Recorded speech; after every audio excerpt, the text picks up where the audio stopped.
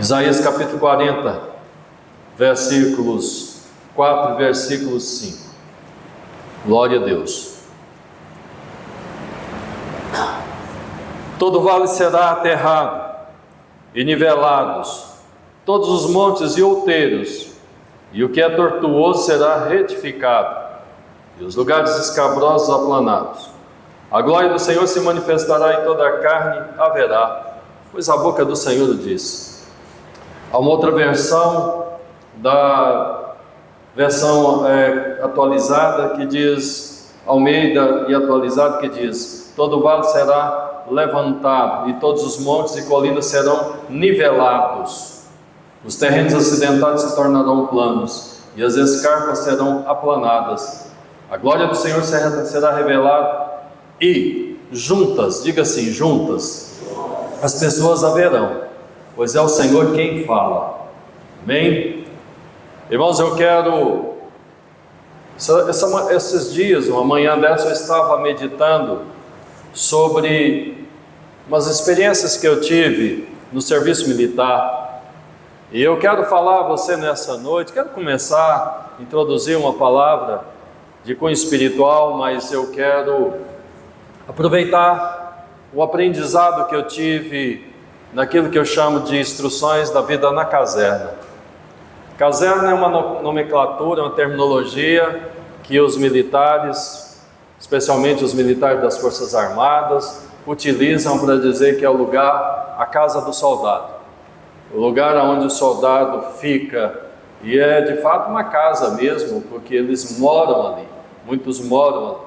Eu tive a oportunidade de morar quase um ano, 11 meses e 25 dias, entre os anos de 1982 e 83. Foi uma experiência que impactou. Eu estava meditando que houve um aprendizado substancial naquelas experiências ali, naqueles dias. Nós entramos num ônibus aqui em Goiânia, vários jovens, e viajamos para Brasília. Quando nós chegamos no fim de uma tarde, observava que cada um tinha um aspecto. Quando nós chegamos ali naquela tarde, cada um tinha um aspecto. Um rapaz loiro, com seus cabelos compridos, mais longos, bem penteado. Outro moreno, com o cabelo encaracolado. Um outro já com as entradinhas, mas o cabelo tampando as entradinhas, cobrindo, disfarçando já uma calvície precoce. Tem gente com 18, 19 anos está ficando calvo, Cada um com as suas roupas, as suas próprias vestes coloridas, seus estilos, seus tênis, seus sapatos, cada um com o seu estilo próprio. Mas na manhã seguinte, se formou uma fila diante da barbearia, e ao sair da barbearia a gente não reconhecia mais ninguém, porque aqueles cabelos loiros, encaracolados, todos ficaram lá dentro. Saía todo mundo careca, Máquina número 0 passou e arrancou tudo. As roupas, as calças, as camisas coloridas foram substituídas por roupa velha, militar, usadas de outros soldados que estiveram ali antes de nós. Calça azul, verde oliva, camiseta branca, os sapatos, os tênis substituídos por sapato militar, uma bota militar também usada. E a partir dali, então, cada um deixou para trás aquilo que identificava a sua vida até aquele momento. A partir dali, não se distinguia mais ninguém, ou pelo menos todo mundo passou a ser muito parecido um com os outros. Porque aqueles detalhes que distinguem um do outro foram arrancados assim, de um momento para outro. E lá na divisão de material ele complementou isso, As nossas roupas da casa, nossas roupas de civil foram todas colocadas no fundo do armário. E a partir daquele momento, todos vestiriam igual. Todos calçariam o mesmo tipo de calçado, todos teriam o mesmo corte de cabelo, todos. E eram dias, e foram dias realmente desafiadores. Na verdade, nós estávamos muito assustados, porque tudo parece que nos ameaçava, tudo era estranho para nós. Famílias tinham ficado para trás. Nós não iríamos ver pai, mãe, irmãos, pelo menos por 30 dias. Ficaríamos ali reclusos. E durante aqueles 30 dias, a gente amanhecia cantando cânticos que fazem menção à pátria. Nós dormíamos tarde, às vezes lá para 11 horas, meia-noite, cantando cânticos. E havia uns momentos interessantes, os momentos ecumênicos, de culto, de palavra, e cantamos muitos hinos, muitas coisas que se cantam, especialmente na igreja católica, né?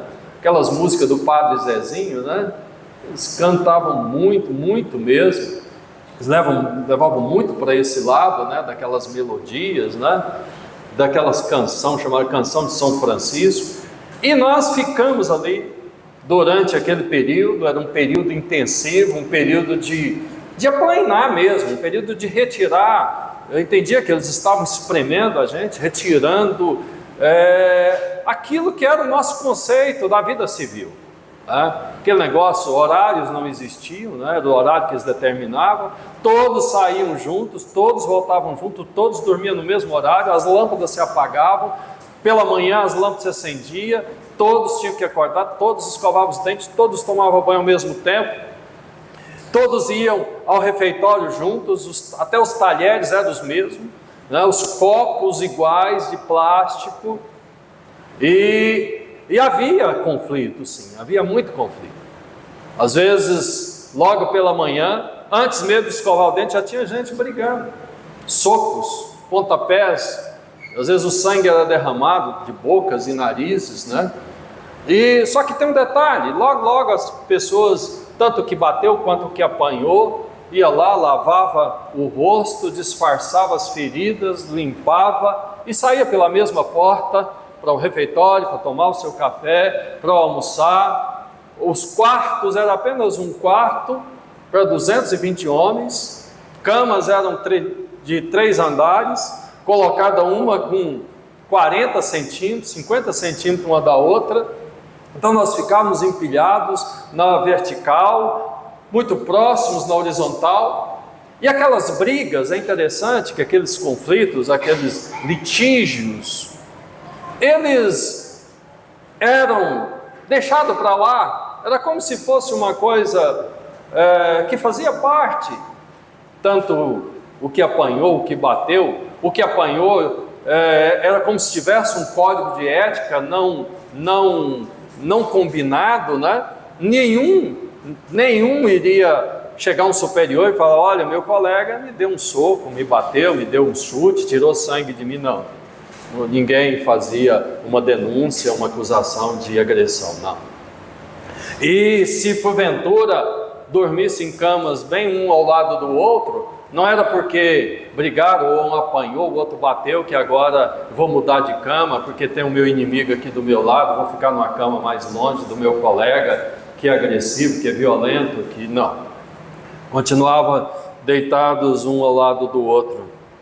E essa vida na caserna, essa vida naquele meio, eu estava refletindo que ela me ensinou muito. Ensinou muito, por exemplo, a respeito de entender que às vezes nós nos vemos muito limitados, às vezes nós não compreendemos a capacidade que temos. Nós nos acostumamos muitas vezes a colocar uma baliza e dizer: olha, eu só posso vir até aqui. Minha capacidade é X, mas lá naqueles dias eu entendi que às vezes a nossa capacidade ela é 3X, é 4X. Nós subestimamos às vezes a capacidade que temos, subestimamos a força que nós temos dentro de nós.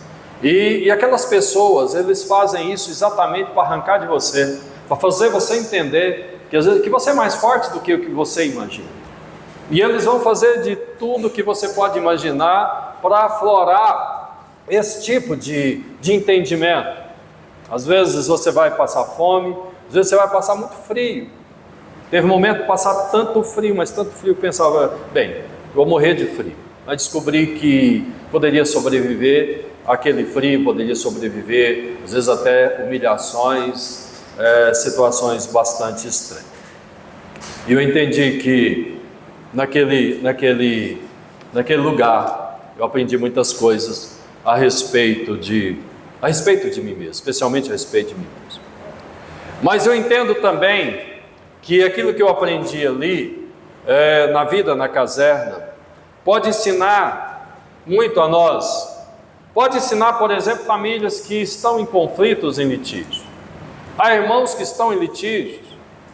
Eu tenho ouvido falar de pessoas dentro de uma mesma casa, irmãos, filhos de mesmo pai, de mesma mãe, que passam meses, às vezes passam semanas, meses e até anos sem falar um com o outro. E eles nem sabem exatamente, depois de um certo tempo, por que é que não falam um com o outro. Entram e saem da mesma casa, cada um no seu quarto, cada um no seu espaço, constrói um locus isolado dentro da casa, não fala um com o outro, senta na mesa, come, às vezes um come no horário diferente do outro, só para não sentar junto, não olhar de frente a frente com o outro, e são irmãos, são pessoas nascidas do mesmo sangue, da mesma carne. E às vezes esses conflitos também acontecem no meio da igreja, no meio do corpo de Cristo. Quantas vezes as pessoas falam assim, bem, não dá mais para mim ficar na igreja, porque eu fui ofendido, eu fui agredido, eu fui humilhado lá na igreja. Irmãos, no exercício daqueles, eles colocavam a gente todo uns assim, deitado no chão, um do lado do outro, bem um do lado do outro, bem coladinho, e um oficial corria em cima da gente, como se a gente fosse uma pista, e ele pisava, e quando ele pisava em cada um, você tinha que ainda gritar o seu número. Meu número era 591, então quando ele pisava em mim, eu gritava 591, aí ele pisava na frente, o outro 592, e aí, e ele ia lá na frente e voltava, pisando, e você já sabia que tinha que enrijecer ali o diafragma, para suportar o peso daquele homem, caminhando em cima de você. E aí você pergunta, para que isso? Isso é um absurdo, não é? Irmãos, quantas pessoas aguentam absurdos muito maiores do que isso? Quantas pessoas estão sendo subjugadas, pisadas, cuspidas? Quantas pessoas estão sendo humilhadas por Satanás, que é o verdadeiro adversário, o inimigo, e elas estão tolerando isso? Quantas pessoas aguentam uma subserviência aos caprichos do inimigo, que diz para ele, olha, fuma isso, bebe aquilo, se droga, se humilha, se prostitui, adultera. Pessoas que estão reduzindo a sua dignidade, estão literalmente se jogando na sarjeta, cumprindo os caprichos de Satanás, e não se dão conta disso. Mas quanto o povo de Deus fazem beiço, cara feia, porque o irmão passou por ele, talvez não cumprimentou, ou porque ele acha que o irmão ofendeu, ou às vezes tem ofendido mesmo. Às vezes aquele irmão foi impaciente, às vezes falou uma coisa mais dura, mas deixa eu dizer uma coisa para você. Numa situação dessa você precisa de olhar para a caserna, de olhar para a experiência daqueles jovens. Aqueles jovens eram capazes de suportar tanta coisa, sequer mudava de lugar, sequer mudava a sua cama, não era possível nem mesmo mudar. Sabe, queridos, a vida na caserna, ela nos ensina a respeito de ser cooperativos uns com os outros, de tolerar, de suportar, de não levar adiante mais do que o necessário as feridas, as agressões sofridas. Às vezes aquele que agride ou aquele que é agredido precisa e tem que superar aquilo. Sabe por quê? Porque estar junto não é opção, é uma imposição. Às vezes nós olhamos para nós e dizemos, eu não preciso suportar isso não, eu não preciso tolerar, eu não preciso aguentar, eu posso sair daqui, eu posso ir para ali, eu posso ir para acolá. Deixa eu dizer uma coisa para você, meu irmão. Enquanto nós conjecturamos conosco mesmo que eu posso ir para ali, para acolá, diante de situações adversas, diante de situações que eu não gosto ou de que me feriu, sem submeter essa decisão ao crivo daquele que é o dono, o Senhor da minha vida, ou o Senhor da sua vida, então você está errando. Porque ninguém poderia se ausentar do quartel, ninguém poderia ir para casa, sabe por quê? Porque sobre as nossas vidas tinha uma autoridade, e ela jamais iria permitir. Há um comandante que diz: você só vai sair daqui quando você cumprir o seu tempo, quando você cumprir a sua missão, quando você cumprir o propósito para o qual você entrou por aqueles portões. Só existe um jeito de sair de lá sem cumprir o propósito: é quando você é expulso, é quando você sai maculado, é quando você sai desonrado. E eles fazem a questão de publicar e de ser lido em voz alta: fulano de tal foi desligado, foi expulso, porque ele não é digno. De acordo com o regulamento das Forças Armadas, ele foi expulso, foi desligado, e ele sai com desonra. Para sair com honra é preciso ir até o fim. Para sair com honra é preciso suportar. Para sair com honra é preciso aguentar. Sabe por quê, queridos? Que as pessoas também, aqueles jovens, não levam tão adiante as ofensas. É porque aquele que te ofendeu pela manhã, antes do café da manhã, talvez à tarde vai ser a pessoa que vai salvar a sua vida. Ao anoitecer, na vigília da noite, talvez é o seu colega que vai te salvar. Então você precisa tolerar. Você tem que tolerar. A vida na caserna e os ensinamentos de Jesus. Eu acho interessante que Jesus fez uma coisa muito parecida com o que aconteceu comigo lá naqueles 11 meses e 25 dias. Jesus chamou Pedro, Tiago e João, eram homens pescadores. Jesus chamou Tomé, Jesus chamou Levi na coletoria, juntou esses homens e colocou esses homens fora das suas casas, dormindo no relento muitas vezes, no deserto. Jesus chamou aqueles homens para uma missão, e às vezes nós olhamos e dizemos para nós mesmos que o propósito era a missão, o propósito era ir evangelizar. Mas sabe de uma coisa, queridos? Hoje eu entendo que o principal ensinamento que Jesus estava querendo dar àqueles homens não era eles assistirem Jesus fazer milagres, assistir Jesus fazer prodígios, assistir Jesus mandar o vento acalmar. Parece que quase no final eles não tinham aprendido muito a respeito da grandeza, do poder que havia em Jesus, porque já estava perto do final do ministério. Jesus está com eles no barco, Jesus vem caminhando sobre as águas do mar, e eles acham que era fantasma, fica aterrorizado, fica pensando o que esses homens aprenderam então a respeito de Jesus. Parece que eles não tinham aprendido muito a respeito de Jesus. E quando ele manda as águas se aquietarem, eles dizem: olha, quem é esse que até o mar obedece, o vento obedece? Mas sabe de uma coisa, queridos?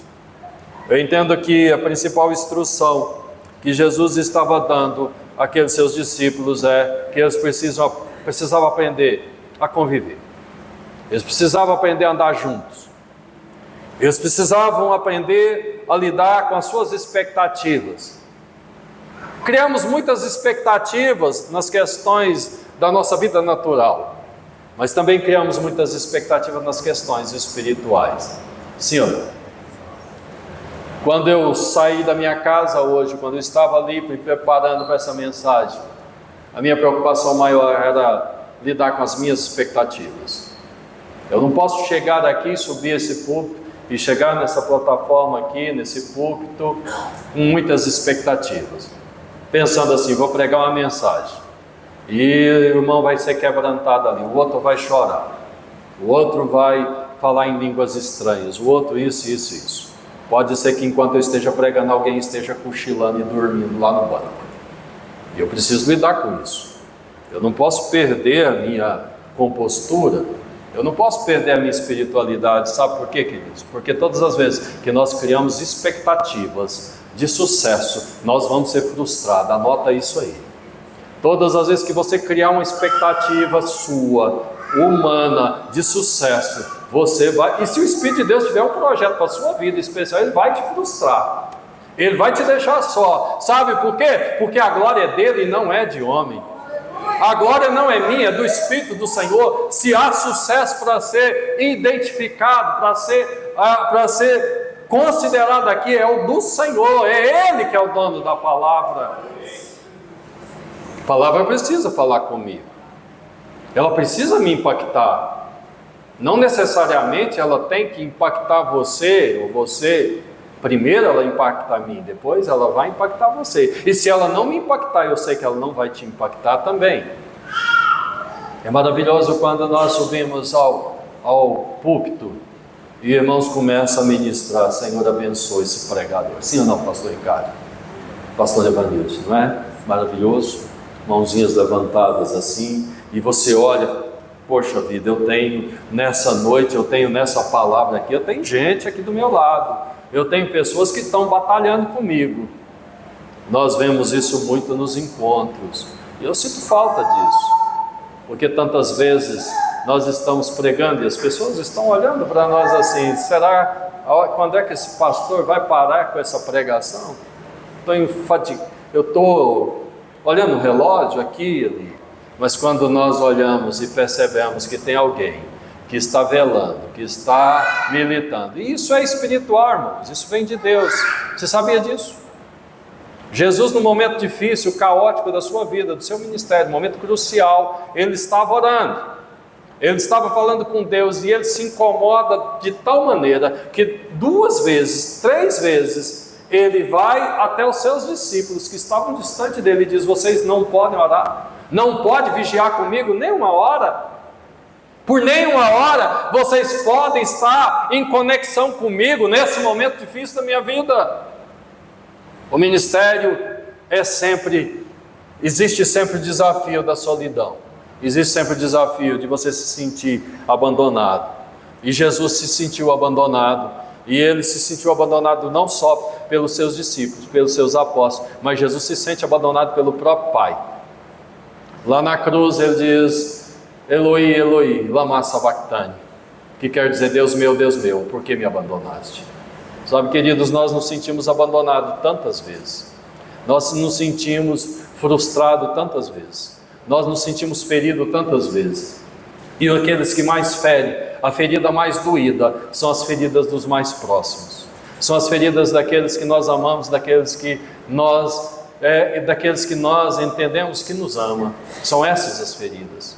O descaso, o olhar de pouco caso, é isso que fere. E Jesus, ele olhava e dizia: Pai, onde é que o Senhor está? O Senhor me abandonou aqui na cruz? Durante as nossas vidas vamos sentir assim algumas vezes. Vamos sentir algumas vezes que lá dentro da nossa casa, na família, às vezes o filho não dá a atenção que a gente entende que seja merecedor dela. É assim, Dari? Gisleide? Será que acontece isso? Isso acontece em todas as casas, acontece em todas as famílias, não importa o quão bom sejam os seus filhos, sabe? Você vai sentir isso um dia ou outro. Você vai sentir isso um dia ou outro, que o seu filho não reverberou, não repercutiu a sua expectativa de reconhecimento, de carinho. Não, você vai entender, o seu irmão, seu familiar, você que discipula, você que pastoreia, vai sentir isso em relação o seu discípulo, aquele que você está pastoreando. E lá na caserna a gente vê isso muito próximo. Às vezes aqueles chamados irmãos de farda, lá eu pude entender o que significa irmão de farda, pastor Dari. Eles chamam de irmãos de farda. Irmão de farda é aquele que está ao lado. Irmão de farda é aquele que não posso garantir que nós não vamos ter um atrito. Às vezes vai ter um atrito, e às vezes o atrito vai ser feio. Às vezes vai virar uma confusão, às vezes vai virar uma briga. Mas sabe de uma coisa? Na hora do aperto, o meu irmão de farda é capaz de morrer por mim. Pode ser que ele me tire um sangue lá no nariz e na boca, na hora da ira, na hora do descontrole. Mas na hora do vamos ver, é com ele que eu posso contar. E eu aprendi na vida, na caserna, com os irmãos de farda, que todos têm uma arma, e a arma de todos é igual, e ela está carregada, e tem munição à vontade. Mas ninguém jamais vai virar a arma para o seu irmão e vai tentar resolver o litígio da manhã, o sangue derramado da boca e do nariz com uma bala. Sabe por quê? Porque aquela bala, aquela arma não é feita para o companheiro, para o irmão de farda, ela é feita para o inimigo. E todos que estão naquela vida sabem entender que jeito que é o inimigo. O inimigo não veste a mesma farda, o inimigo não marcha sob a mesma bandeira, o inimigo não tem a insígnia daqueles que fazem parte daquela corporação. Eles usam esse nome, é um nome interessante, corporação. Sabe o que é corporação? É aqueles que fazem parte de um corpo, é aqueles que estão unidos por um propósito, é aqueles que estão unidos por um juramento. E quanto juramento nós somos levados a fazer? Nós juramos pela bandeira, nós juramos pela pátria, nós juramos pela integridade do companheiro, nós juramos que não vamos ferir uns aos outros. Mas pode chegar o momento que isso vai ser cobrado, pode chegar o momento que isso vai ser colocado a limpo. E às vezes eu fico olhando, tive a bênção de não ter uma guerra, de não ter um conflito armado no meu tempo de forças armadas, fico feliz de não ter tido. Não derramei nenhum sangue, meu sangue não foi derramado, não vi nenhum colega ter o sangue derramado. Mas às vezes eu fico assistindo algumas nuances de uma batalha, de uma guerra, e às vezes vejo 1, 2, 3, 4 homens, 5, 6 morrendo para tentar salvar, para tentar resgatar um ferido. Eu fico pensando, puxa vida, aquele ferido custou a vida de 3, de 4, de 5. Você já viu isso, pastor Ricardo? Mas sabe por que eles fazem isso? Será que é porque a vida daquele ferido vale mais do que os 5 saudáveis, os 5 inteiros que tinha? Não, não é isso, a ideia não é essa. Sabe qual é a ideia? A ideia é o seguinte: olha, batalha, luta, porque se você for ferido, eu não vou te deixar para trás. Se você estiver ferido, mas se você estiver respirando, eu vou voltar com o risco da minha vida para tentar te resgatar e para te levar comigo. E isso faz te dar coragem a lutar, saber que você não vai ser abandonado no campo de batalha, saber que alguém não vai deixar você ali semi-morto, saber que você não vai ser abandonado para o inimigo te trucidar. Isso vale a morte, a vida daqueles 5, 6 homens que arriscam suas vidas por conta de um. Tem um filme famoso que passou muitos anos atrás chamado Resgate do Soldado Ryan. É isso mesmo, né? Onde vai uma tropa, um pelotão para resgatar um único homem, e praticamente todo mundo morre. Morre o capitão, o comandante daquele pelotão, e quando ele está ali dando os seus últimos suspiros, aquele soldado chega perto dele e ele diz assim para ele: você faz valer a pena o sacrifício de todos estes que morreram para que você pudesse viver. Faz valer a pena, faz valer a pena. E depois já aquele rapaz jovem, ele era o 3º ou 4º irmão de uma família que os 3 tinham morrido. Ele é mandado àquela missão de resgate, porque de uma família de 4 irmãos, 3 já tinham sido mortos. Então os comandantes, sensibilizados com os pais, com a família, com a mãe daqueles jovens que morreram, mandam uma missão de resgate para o soldado Ryan, que estavam lá nas linhas do inimigo, atrás das linhas do inimigo, no campo de batalha, à custa de todo um pelotão, para poder resgatar aquela vida. E depois mostram a cena, ele já idoso, diante da sepultura, diante do sepulcro do comandante, daquele capitão que deu a vida para resgatá-lo. Ele diz assim: durante todos os dias da minha vida, eu tenho lutado, e não houve um só dia que eu não tenha me preocupado de fazer da minha vida digna, de assumir aquele compromisso, fazer valer a pena. Eu tenho vivido isso. Sabe, queridos, eu não posso viver uma vida de qualquer maneira, porque alguém pagou um preço extremamente alto por mim. Alguém pagou um preço do qual eu não merecia. A minha vida não era digna da vida do Cordeiro de Deus, não. A minha vida não era digna daqueles homens que doaram as suas vidas nos campos de batalha espiritual. Pedro, Tiago, João, Paulo, todos esses homens doaram as suas vidas. A minha vida foi comprada por um alto preço, não somente o preço do sangue do Cordeiro, mas tantos homens saíram das suas casas. O Evangelho da Assembleia de Deus chegou aqui através de 2 suecos, Gunnar Wingren e Daniel Berg.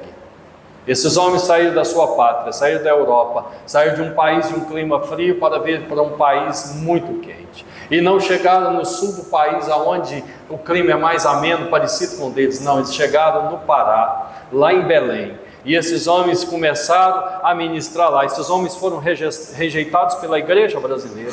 Esses homens sofreram todo tipo de perseguição, mas eles não desistiram. Daniel Berg ficou aqui até o fim da sua vida. Sabe por quê? porque eles entendiam a comissão, compreendiam que a vida que nós temos é uma vida que precisa valer a pena. Sabe, a vida na caserna nos ensina a reconhecer o verdadeiro inimigo. Você não é o meu inimigo. Zé Luiz, você não é o meu inimigo. Então eu não posso te combater. Pode ser que em algum momento eu venha ficar frustrado com você. Posso ficar frustrado com você, Mike. Posso ficar frustrado com você, Dari. Mas você não é o meu inimigo. Pode ser que eu tenha que dar umas bufetadas e receber algumas. Mas nós não podemos tornar inimigo por conta disso, sabe por quê? Porque a graça de Deus precisa falar mais alto no meu coração. O propósito precisa falar mais alto na minha vida. Qual é o propósito da minha vida? O propósito da minha vida é cumprir o chamado de Deus. O apóstolo Paulo diz: há um propósito, um chamado, e eu tenho que cumprir. Eu sou devedor a bárbaros, a servos, a livres, a escravos, sou devedor a todos, porque está imposto a mim esse compromisso. Ai de mim, se eu não anunciar. Então eu não sou servo de mim mesmo, eu não sou dono de mim mesmo. O apóstolo Paulo diz assim: a vida que agora vivo, eu não vivo mais na carne, mas eu estou morto em Cristo e eu vivo para Cristo. Se eu viver, eu vivo para Cristo, e se eu morrer, eu morro por Ele. Amém?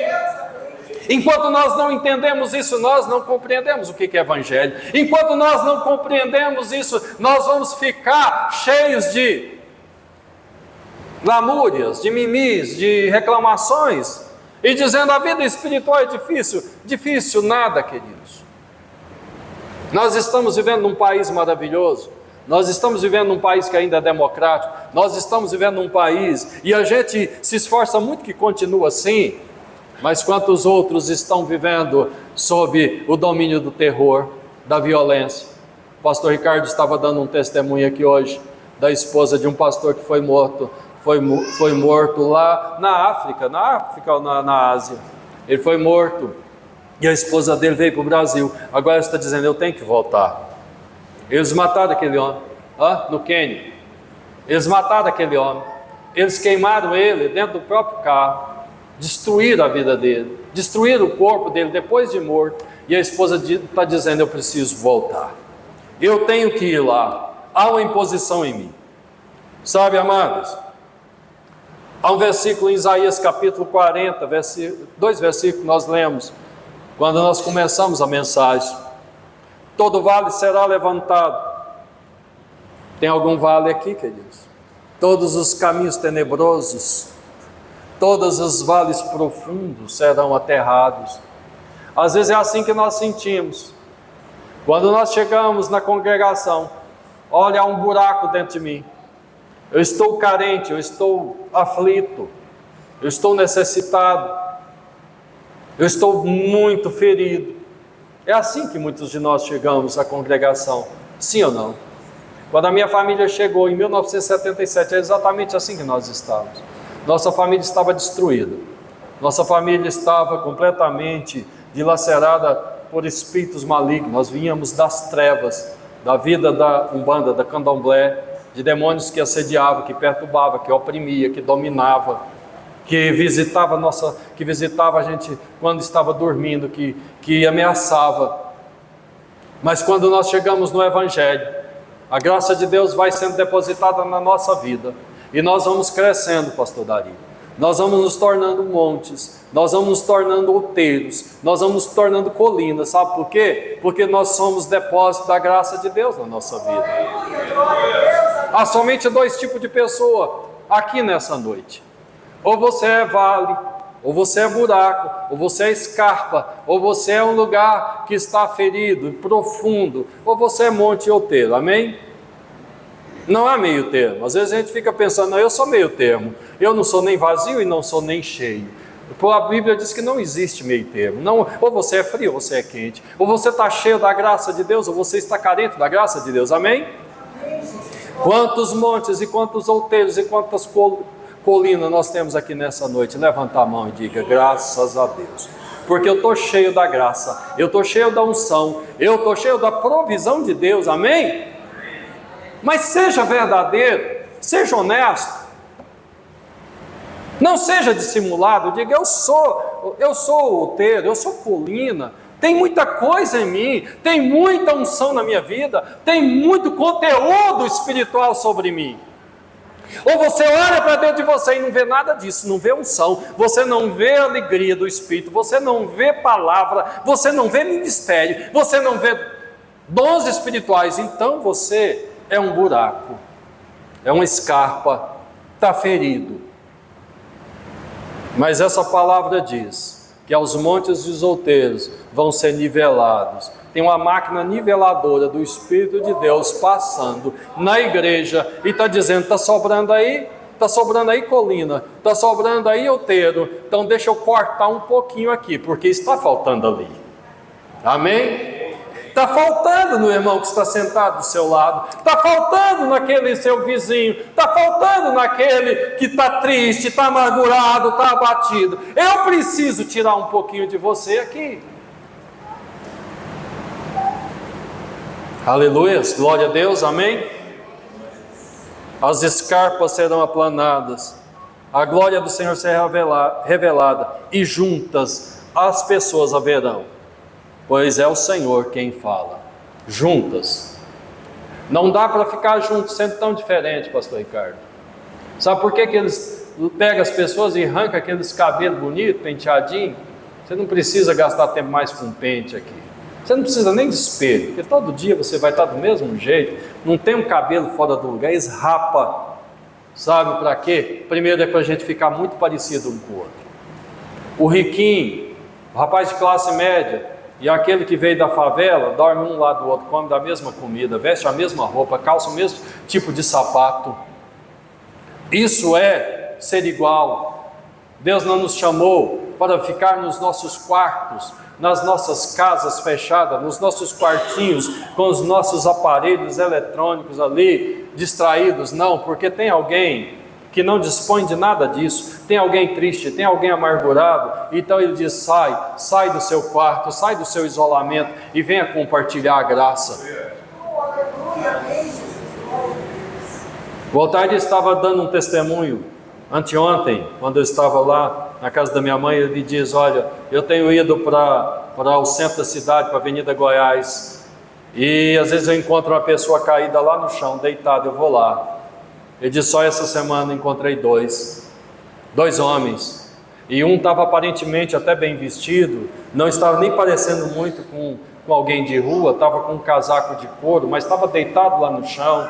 E quando eu cheguei nele e cumprimentei ele, falei: está tudo bem aí? Ele diz: olha, eu estava aqui orando, pedindo a Deus que me desse um sinal, que mandasse alguém. Eu sou de Brasília, eu saí de lá, meu pai, minha mãe, ninguém sabe que eu estou aqui, não sabe nem onde eu estou, porque está uma angústia aqui dentro de mim, me fez eu sair de casa, me fez sair da minha família. O meu pai é um homem próspero, ele tem 2 casas de carne, então é um empresário, mas deu uma angústia, deu uma perda aqui dentro de mim, eu saí de casa, estou aqui, mas eu estava orando para que Deus pudesse ter misericórdia e mandar alguém aqui. Então o Senhor é a resposta de Deus. E ele diz: você quer ir lá para a igreja? Nós temos uma cama, tem um lugar para te alojar. Ele diz: eu vou, porque é a resposta de Deus. E ele levou aquele homem para lá, levou um outro, levou 2 pessoas.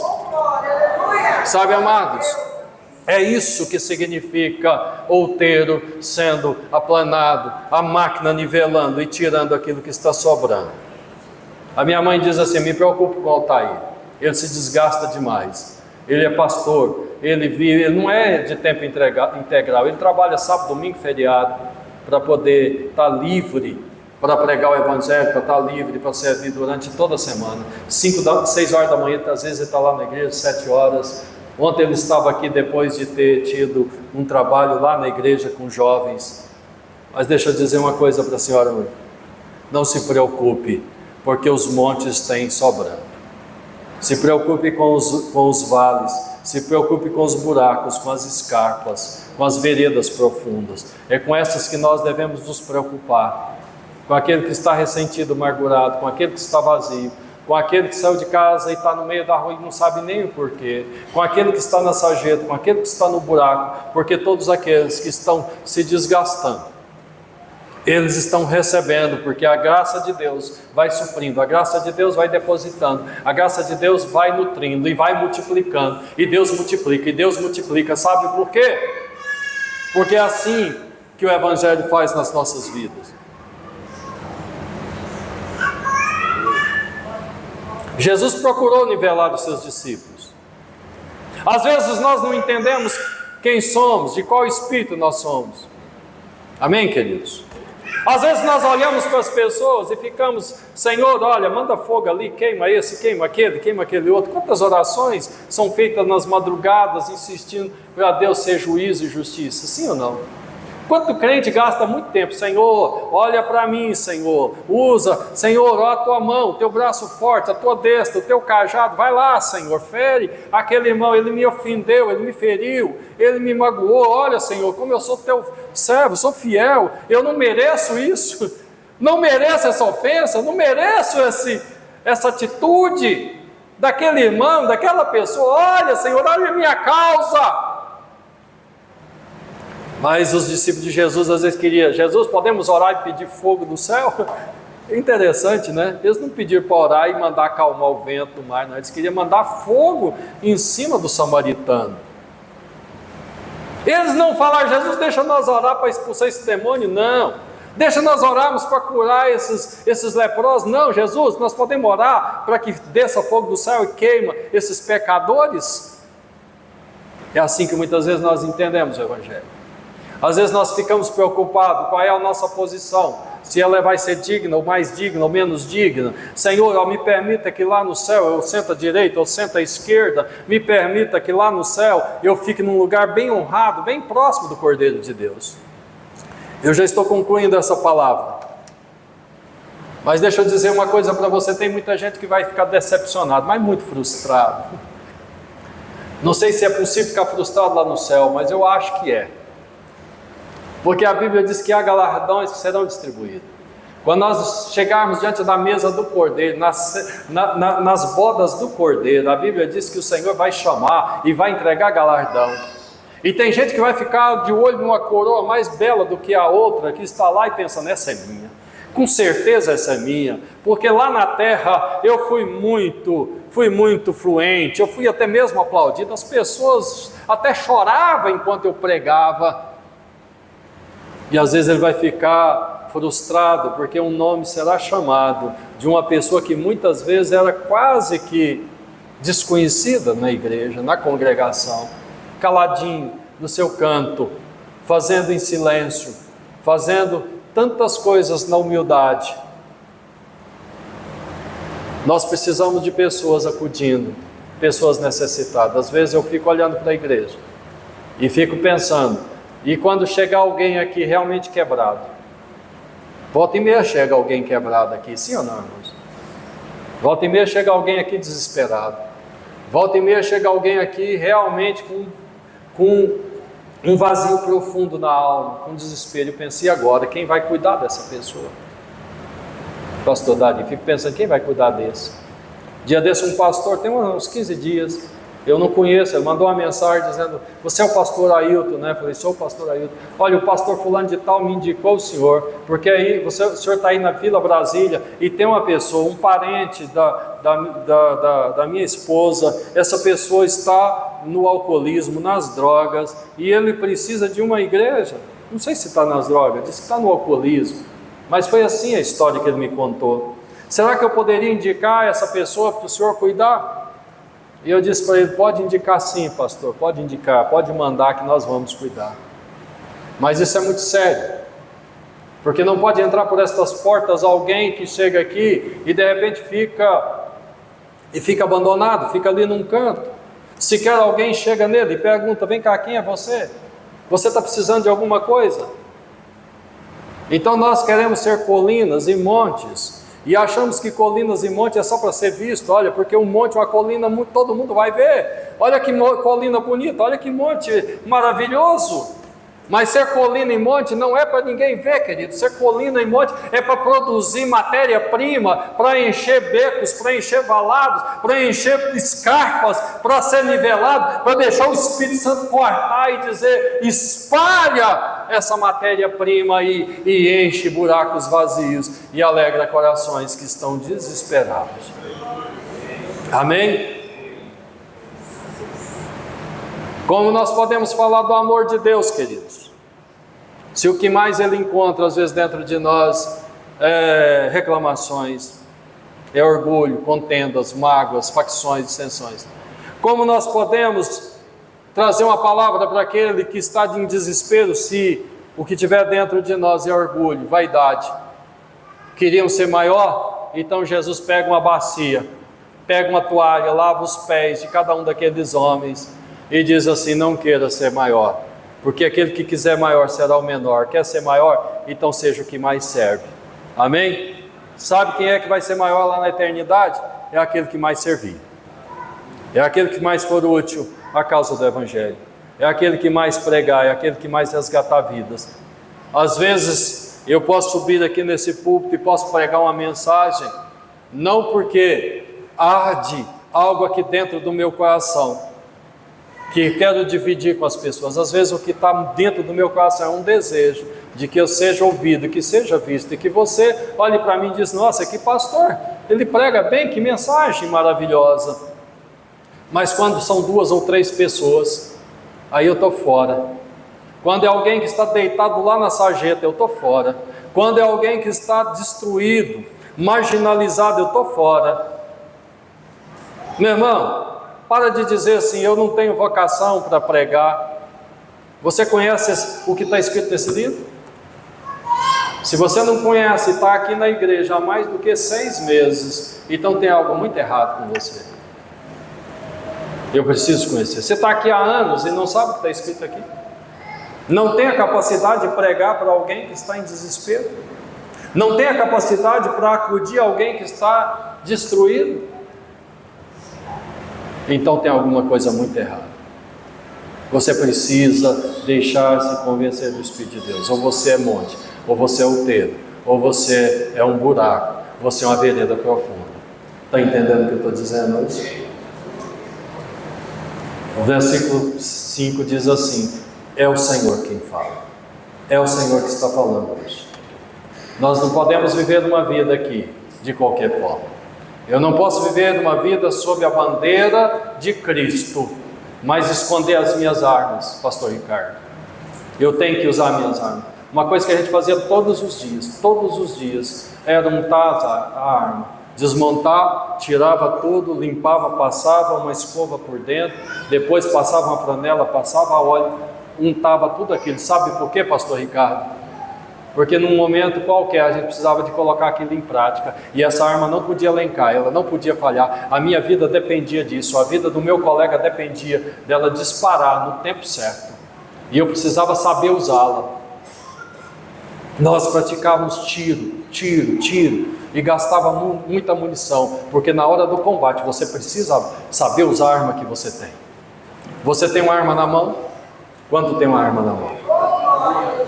Então usa, pregue a tempo e fora de tempo, acode o necessitado, acode o desesperado, acode o triste, acode o amargurado. Está imposto isso a você. Não vire as costas, não se esconda dentro do seu quartinho, para de investir em tantas distrações. Hoje eu estava dizendo isso para a Rosângela, lá em casa. Na tarde eu estava dizendo: Rosângela, não que a gente não possa distrair aqui, ali, um momento aqui, mas é preciso diminuir as distrações. É preciso diminuir muito, porque todas as vezes que nós estamos distraídos, tem uma alma sendo tragada pela morte, pelo inferno. Tem uma alma que está sendo lançada nas trevas exteriores. Eu preciso compreender isso. Eu quero finalizar essa mensagem hoje dizendo: nós chegamos até aqui hoje pelos atos dos apóstolos, pastor Gisleide, pelos atos de Davi, pelos atos de José, de Daniel, pelos atos de Abraão, pelos atos dessas pessoas nobres, desses homens de Deus, de Josué, de Caleb, nós chegamos até aqui pelos atos principalmente de Jesus. Mas saiba de algo importante: nós vamos entrar nas mansões celestiais por aquilo que está sendo escrito hoje, pelos meus e pelos seus atos. Chegamos aqui pelos atos daqueles que viveram antes de nós, mas nós vamos entrar nos portões celestiais por aquilo que está sendo escrito a respeito de mim e de você. A minha pergunta para você nessa noite, inquietante, muito inquietante, e que é para mim também: o que está sendo escrito a meu respeito? Quais são os atos que a mão do Senhor está escrevendo hoje? Hoje o meu filho foi fiel, hoje o meu filho cumpriu o propósito, amanhã ele cumpriu o propósito, depois de amanhã ele cumpriu, semana que vem ele está cumprindo. Ele não desistiu, ele não retrocedeu, ele não abandonou o chamado, ele não guardou o talento, ele não enterrou o talento, mas cumpriu o propósito para o qual ele foi chamado. Não há desculpa para não cumprir o propósito, não há desculpa para não cumprir o chamado de Deus, a não ser dizer: Senhor, tenho sido infiel. Amém, queridos? Que o Espírito de Deus nos ajude. Nós estamos no ano do renovo. Estamos no ano do renovo. Que o Espírito de Deus renove o seu entendimento. Eu vou falar isso até o último dia desse ano. A coisa que mais precisa ser renovada em nós é o entendimento. Porque às vezes nós não entendemos quem somos. Nós não entendemos de que reino nós somos. Nós não entendemos o chamado que Deus tem para nós. E ficamos alegando que nós não podemos fazer nada. Mas isso é problema de entendimento. Porque quando nós temos o entendimento, nós sabemos o poder que está em nós, na nossa vida, e ele não vem de nós, ele vem de Deus. Então nós somos vasos, somos canais, e quando nós abrimos a boca, é ele que fala. Eu preguei aqui esses dias dizendo: olha, Jeremias, aliás, foi uma palavra matinal, eu não sei se você ouve, mas segunda, quarta e sexta ela é publicada às 5 horas da manhã, né, Mike? Às 5 horas da manhã. E essa semana eu dei uma palavra dizendo: Jeremias diz: não posso porque sou uma criança. José era um jovem, Daniel era jovem. Quantos falaram: eu não posso fazer isso porque eu sou pequeno? Mas sabe de uma coisa, queridos? Moisés diz: eu não posso, eu tenho um problema de dicção, minha boca é pesada, eu não falo bem. Mas o Senhor diz: não é você que vai falar, sou eu que vou falar através de você, Moisés. Não é você, Jeremias, que vai falar às nações, sou eu que colocará as palavras na sua boca. Então eu não preciso de ter fluência, eu só preciso de ter boa vontade, eu só preciso de ter uma decisão, eu só preciso de entender que é o Senhor que fala, é Ele que usa. Quando eu chegar diante do oprimido, quando eu chegar diante do triste, eu tenho que dizer: Senhor, agora fala, porque essa pessoa precisa. Fique de pé. Eu quero orar com você nessa noite. Eu quero que nesta noite, eu quero te pedir, estou dizendo que eu quero, mas eu quero pedir a você, eu quero desafiar você a entender. Olha aqui para mim, já estou terminando, não vou demorar. A entender: você é colina, você é monte, você é outeiro, você é lugar elevado, ou você é lugar vale profundo? Quem você é? Mas seja honesto, porque se você for outeiro, se você for monte, então há matéria para ser tirada de você. Amém? Você precisa contribuir. O Espírito de Deus vai passar na sua vida. Mas se você nessa noite dizer: eu sou vale profundo, então deixa o Espírito de Deus aterrar, deixa o Espírito de Deus depositar na sua vida. Amém? Eu quero orar com você. Feche os seus olhos, coloque a mão no seu coração e diga: Senhor, enche o meu coração do teu entendimento. Senhor, muda a minha mente, muda o meu conceito, Senhor. Entra na minha mente, me convence, Senhor. Espírito Santo de Deus, comove o meu coração, comove a minha alma. Senhor, toca-me, impacta-me com a glória, impacta-me com o teu poder. Senhor, move em mim o teu espírito. Senhor, renova em mim a alegria. Senhor, renova em mim o compromisso com a palavra. Senhor, me faz entender o chamado, me faz compreender a minha posição no reino, me faz compreender, ó Deus, aquilo que há na minha vida, me faz compreender o talento, Senhor, que foi entregue nas minhas mãos. Há talento nas tuas mãos nesta noite, queridos. Há talentos que foi entregue nas tuas mãos, há talentos que foram enterrados, porque você não entendeu que são talentos do Senhor. Você é um homem, você é uma mulher que tem uma palavra boa, você é um homem ou uma mulher que tem sabedoria, mas você tem estado calado, e o Espírito de Deus está dizendo para você: abre esta boca. Você tem nas tuas mãos recursos. Uma mulher viúva entregou 2 moedas no gasofilácio, uma outra entregou a última medida de farinha e de azeite. E às vezes você está dizendo: eu sou carente, eu não tenho nada, não há nada que eu possa depositar no altar do Senhor. Mas isso não é verdade. Deixa o Espírito de Deus, deixa o Espírito de Deus te revelar, deixa o Espírito de Deus te convencer. Desenterra o talento nesta noite. Há algo precioso na sua vida, há algo extraordinário que Deus entregou em você, e você não pode represar. Chega de ajuntar na sua vida matéria-prima do Espírito de Deus. Chega. Começa a repartir, começa a dividir, porque o Espírito de Deus está aqui nesta noite, e Ele está dizendo: filho, coloca o teu talento em uso, coloca o teu ministério em ação.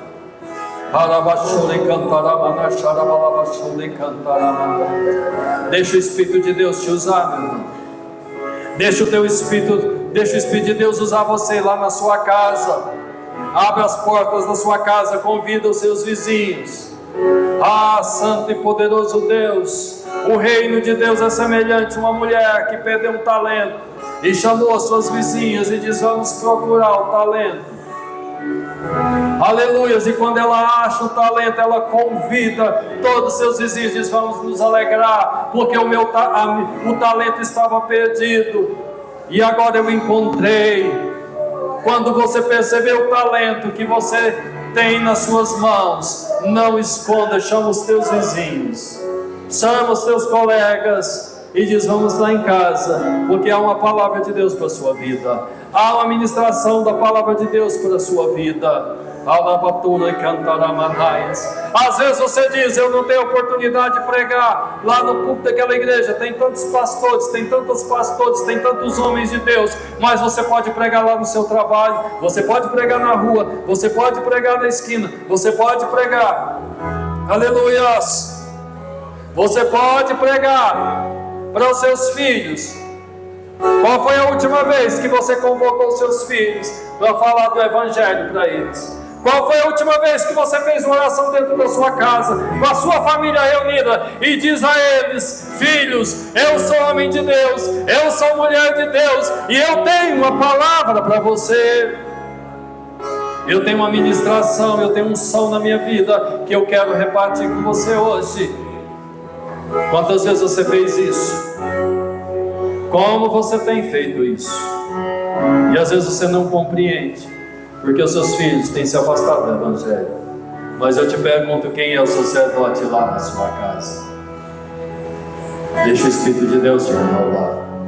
Deixa renovar o seu entendimento, a sua mente, o seu coração. Se torne uma fonte para jorrar para a eternidade. Se torne uma fonte para jorrar para a eternidade. Abra a tua boca, abre os teus lábios e profetiza. Profetiza na tua casa, profetiza lá na sua vizinhança, profetiza, convide as pessoas, não importa se seja 1, 2 ou 3, mas uma alma vale mais do que o mundo inteiro. Aquele que ganha uma alma tem pedras agregadas à sua coroa, aquela coroa que o justo juiz te dará naquele dia. Uma alma encobre, uma alma conquistada cobre uma multidão de pecados, diz a palavra do Senhor. Olha que coisa extraordinária, que coisa maravilhosa. Deus está levantando e quer levantar nesses dias jovens, homens, jovens, muito jovens, adolescentes, com uma postura, com uma prontidão de alma. Deus está querendo levantar até mesmo crianças, porque há urgência, o tempo é difícil. O diabo prepara os seus ministros, os instrumentos.